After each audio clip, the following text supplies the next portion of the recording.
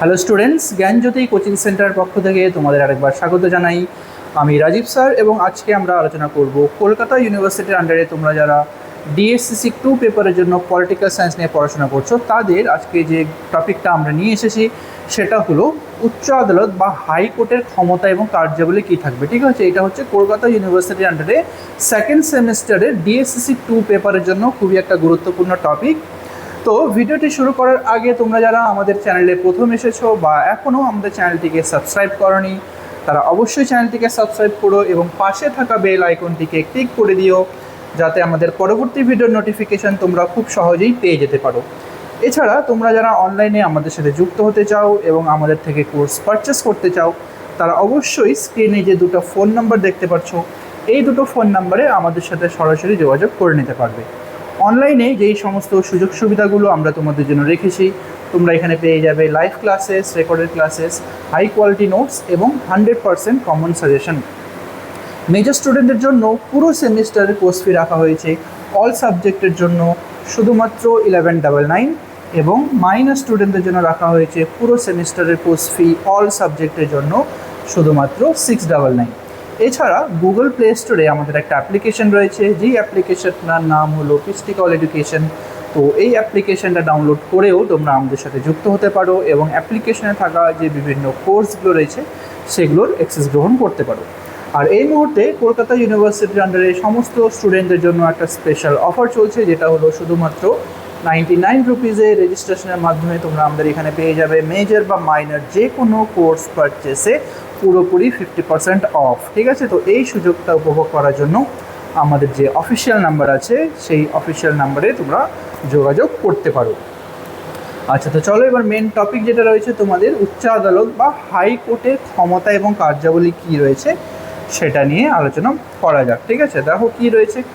তো ভারতীয় বিচার ব্যবস্থার শীর্ষে, ভারতের যে বিচার ব্যবস্থা এই বিচার ব্যবস্থার শীর্ষে রয়েছে সুপ্রিম কোর্ট, কিন্তু ঠিক একইভাবে প্রত্যেকটি রাজ্য যে রয়েছে, ঠিক আছে, ভারতের টোটাল 28টি রাজ্য রয়েছে এবং প্রত্যেকটি রাজ্যের বিচার ব্যবস্থার শীর্ষে রয়েছে হাইকোর্ট। ঠিক আছে, ভারতীয় সংবিধানের 214 নম্বর ধারা অনুযায়ী প্রত্যেকটি রাজ্যের জন্য একটি করে হাইকোর্ট থাকে। ঠিক আছে, প্রত্যেকটি রাজ্যে একটি করে হাইকোর্ট অবশ্যই থাকবে, এটা হচ্ছে ভারতীয় সংবিধানের যে 214 নম্বর ধারা হিসেবে এখানে বলা হয়েছে। ঠিক আছে, আচ্ছা নেক্সট দেখো ক্ষমতা এবং কার্যাবলীগুলো কী রয়েছে। তো প্রথম যে ক্ষমতা এখানে আমরা দেখবো হাইকোর্টের সেটা হলো মূল এলাকা। ঠিক আছে, বা মূল এলাকা বা আদি এখতিয়ারযুক্ত যেই সমস্ত ক্ষমতা বা কার্যাবলীগুলো রয়েছে দেখো।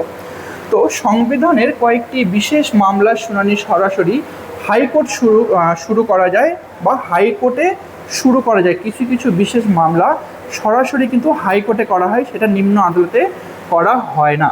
কিন্তু আদালতের যাওয়ার প্রয়োজন হয় না, একে হাইকোর্টের মূল এলাকা বলা হয়। ঠিক আছে, নিম্ন আদালতে যাওয়ার প্রয়োজন হয় না, কিছু কিছু মামলা সরাসরি হাইকোর্টে আপিল করা হয়, এটাকে আমরা বলবো মূল এলাকা। তারপরে যেটা রয়েছে রাজস্ব সংক্রান্ত বিষয়। এবার রাজস্ব সংক্রান্ত বিষয় দেখে নাও যে রাজস্ব আদায় এবং কর সংক্রান্ত মামলার বিচার সরাসরি হাইকোর্টে করতে পারে।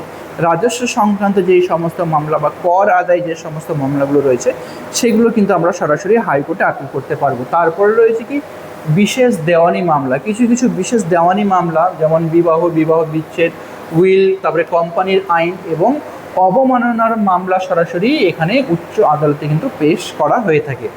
তারপরে কলকাতা, মুম্বাই এবং চেন্নাই হাইকোর্টের বিশেষ ক্ষমতা। এখানে তিনটা হাইকোর্টের কথা বলা হয়েছে, কলকাতা, মুম্বাই এবং চেন্নাই। এখানে একটা বিশেষ ক্ষমতা দেওয়া হয়েছে এই তিনটা জায়গায়, যে এই তিনটি প্রাচীন হাইকোর্টের একটি নির্দিষ্ট আর্থিক সীমার ঊর্ধ্বের দেওয়ানি মামলা সরাসরি বিচার করার ক্ষমতা রয়েছে। একটি নির্দিষ্ট সীমার ঊর্ধ্বে যে সমস্ত দেওয়ানি মামলাগুলো রয়েছে এই সমস্ত দেওয়ানি মামলাগুলো কিন্তু কলকাতা, মুম্বাই এবং চেন্নাই এই তিনটে আদালতে সেটার মামলা আপিল আমরা করতে পারি। ঠিক আছে, আচ্ছা নেক্সট যেটা রয়েছে দেখো সেটা হলো আপিল এলাকা। এর আগে আমরা যেটা পড়লাম সেটা হলো মূল এলাকা এবং দ্বিতীয় নাম্বারে যেটা রয়েছে সেটা হচ্ছে আপিল এলাকা। আপিল এলাকায় বলা হয়েছে যে হাইকোর্ট মূলত একটি আপিল আদালত, নিম্ন আদালত বা জেলা আদালতের রায়ের বিরুদ্ধে এখানে আপিল করা যায়। ঠিক আছে, নিম্ন আদালতে যেই সমস্ত রায় দেওয়া হয় বা জেলা আদালতে যেই সমস্ত রায় দেওয়া হয় তাদের বিরুদ্ধে যদি কেউ আপিল করতে চায় তাহলে কিন্তু হাইকোর্টে আপিল করতে পারবে। ঠিক আছে, যেমন কী কী বিষয় এখানে প্রথম যে বিষয়টা দেওয়া হয়েছে সেটা হচ্ছে দেওয়ানি।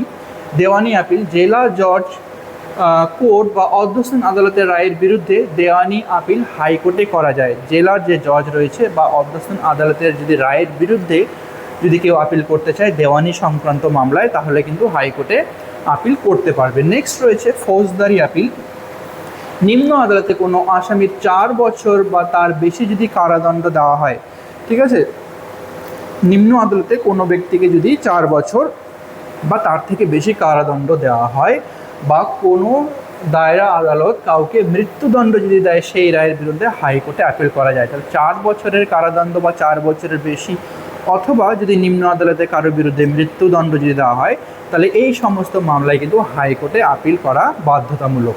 হাইকোর্টের অনুমোদন ছাড়া নিম্ন আদালতে মৃত্যুদণ্ড কার্যকর করা যায় না। তো নিম্ন আদালতে যেই সমস্ত ব্যক্তিকে যদি মৃত্যুদণ্ড দেওয়া হয়, তাহলে এটা হাইকোর্টে আপিল করা বাধ্যতামূলক। যতক্ষণ পর্যন্ত হাইকোর্টে সেটা আপিল করবে না, তাহলে সেটা কিন্তু কার্যকর করা হবে না, এখানে মৃত্যুদণ্ডটা কার্যকর হবে না।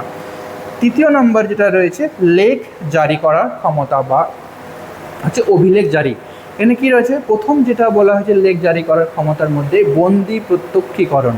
বন্দি প্রত্যক্ষীকরণ মানে কোনো ব্যক্তিকে বেআইনিভাবে আটকে রাখলে তাকে আদালতে হাজির করার নির্দেশ, ঠিক আছে। বেআইনিভাবে যদি কোনো ব্যক্তিকে যদি আটকে রাখে, তাহলে তাকে আদালতে হাজির করা, এটা হচ্ছে বন্দি প্রত্যক্ষীকরণ, ঠিক আছে। এই ব্যাপারে কিন্তু আপিল করা যাবে। নেক্সট হলো পরমাদেশ। কোনো সরকারি সংস্থাকে তার আইনি কর্তব্য পালনের নির্দেশ। কোনো সরকারি সংস্থা যদি তার আইনি কর্তব্য সঠিকভাবে পালন না করে, তাহলে সেই আইনটা পালন করার জন্য নির্দেশ হাইকোর্ট থেকে কিন্তু এই ব্যাপারে আপিল করা যায়, যাতে সেই সরকারি যে সংস্থা রয়েছে তাকে তার আইনগত যতগুলো নিয়মকানুন আছে সেগুলো যেন তারা সঠিকভাবে পালন করে। নেক্সট রয়েছে প্রতিষেধ। নিম্ন আদালতকে নিজের এখতিয়ারের বাইরে গিয়ে মামলা চালানো থেকে বিরত থাকা। নিম্ন আদালতে যতটা তার ক্ষমতা থাকবে, তার সেই ক্ষমতার মধ্যে থেকেই যেন সে কাজ করে। কখনো যদি নিম্ন আদালত তার ক্ষমতার বাইরে গিয়ে কাজ করতে করে, তাহলে সেক্ষেত্রে এখানে প্রতিষেধের আপিল করতে পারে। মানে সেই আদালতকে বলে দেওয়া হবে যেন সে তার ক্ষমতার মধ্যে থেকেই কাজ করে, বাইরে যেন কাজ না করতে চায়। নেক্সট হলো উৎপ্রেষণ। নিম্ন আদালতের কোনো মামলা বা রায় পর্যালোচনার জন্য নিজের কাছে আইনি আনিয়ে দেওয়া, ঠিক আছে, নিজের কাছে বা হাইকোর্টের কাছে আনিয়ে দেওয়া। যদি কোনো নিম্ন আদালত কোনো মামলা বা রায় যদি পর্যালোচনা যদি করতে চায়, তার জন্য সেই পর্যালোচনা করা বা সেই মামলাটিকে যেন হাইকোর্টে আপিল করার জন্য নেওয়া হয়।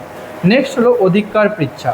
কোনো ব্যক্তি কোনো অধিকার সরাসরি পদ দখল করে তা জানতে চাওয়া, ঠিক আছে। কোনো ব্যক্তি কোন সরকারি পদ দখল করে আছে, তো এইটা জানার জন্য হচ্ছে হাইকোর্টে আপিল করা যাবে, ঠিক আছে। আচ্ছা, নেক্সট রয়েছে, এক মিনিট, নেক্সট যেটা রয়েছে তোমাদের হলো অভিলেখ আদালত। এবার 3 নম্বর যেটা রয়েছে অভিলেখ বা লেখ জারি করা, এটা আমরা পড়লাম। দেখো কি রয়েছে, 215 নম্বর ধারা অনুযায়ী, ঠিক আছে, সংবিধানের 215 নম্বর ধারা অনুযায়ী এখানে বলা হয়েছে কি, একটি অভিলেখ আদালত বা কোর্ট অফ রেকর্ড হিসেবে কাজ করে থাকে। হাইকোর্ট যেটা আছে অভিলেখ আদালত হিসেবে বা কোর্ট অফ রেকর্ড হিসেবে কাজ করে থাকে। এখানে এই অভিলেখ জারি করার দুটো অর্থ রয়েছে, ঠিক আছে, বা কোর্ট অফ রেকর্ডের দুটো অর্থ রয়েছে। প্রথমটা এখানে বলেছে, হাইকোর্টের সমস্ত রায়, সিদ্ধান্ত এবং কার্যাবলী ভবিষ্যতে রেফারেন্স বা নজির হিসেবে সংরক্ষিত থাকে। হাইকোর্টে যেই সমস্ত মামলার রায় দেওয়া হয়, শুনানি দেওয়া হয়, ঠিক আছে, যেই সমস্ত কার্যাবলীগুলো সেটা ভবিষ্যতের জন্য সেখানে স্টোর করে রাখা হয়, ঠিক আছে। এবং কোনো যদি পরবর্তীকালে সিমিলার কোনো কেস আসে, তাহলে সেটা রেফারেন্সের জন্য পুরনো কেসগুলোকে ঠিক করে দেখা হয়। নিম্ন আদালতগুলি এই রায় মেনে চলতে বাধ্য। এই যেই সমস্ত সিদ্ধান্ত বা অভিলেখ বা রায়গুলোকে হাইকোর্ট সঞ্চয় করে থাকে, সেই সমস্ত নিয়মগুলোকে নিম্ন আদালত কিন্তু মানতে এখানে বাধ্য থাকবে, ঠিক আছে। এবং দ্বিতীয় নম্বরে রয়েছে, নিজের আদেশ অমান্য বা অবমাননা করলে হাইকোর্ট যে কোনো ব্যক্তিকে শাস্তি দিতে পারে, ঠিক আছে। উচ্চ আদালত বা হাইকোর্টের যদি কোনো আদেশকে যদি অমান্য করে, তাহলে সেই ক্ষেত্রে কিন্তু হাইকোর্ট যে কোনো ব্যক্তিকে এখানে আইনি হিসেবে শাস্তি দিতে পারবে। তো এটাই ছিল আজকে তোমাদের আলোচনার বিষয়। ভিডিওটি যদি তোমাদের ভালো লেগে থাকে, তাহলে অবশ্যই লাইক আর কমেন্ট করো। দেখা হবে পরবর্তী ভিডিওতে নতুন কোনো টপিক নিয়ে। ততক্ষণ পর্যন্ত ভালো থেকো, সুস্থ থেকো।